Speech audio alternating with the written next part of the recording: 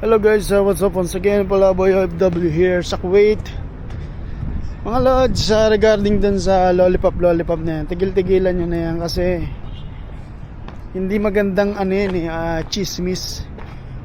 Gumawa lang tayo ng video para i-inform yung mga kababayan nating OFW dito sa Middle East na tigil-tigilan yung mga kalaswan yan.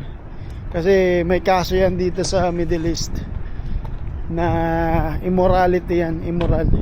Hindi lang dahil para sa sarili niya mga lodi, para rin yan sa pamilya niyo. Nakakahiya, napapanood ng buong mundo yung kalaswaan nyo dito habang may mga pamilya kayo sa Pilipinas na naiwan.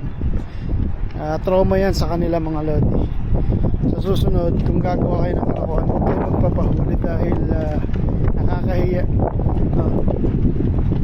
Kaya hindi rin natin masisisi yung ibang lahi na kung paano tayo itrato rito, or ano na lang yung tingin ng ibang lahi dito sa ating mga kababayang matitino, di ba? So magbigay lang tayo ng respeto sa sarili natin mga lodi.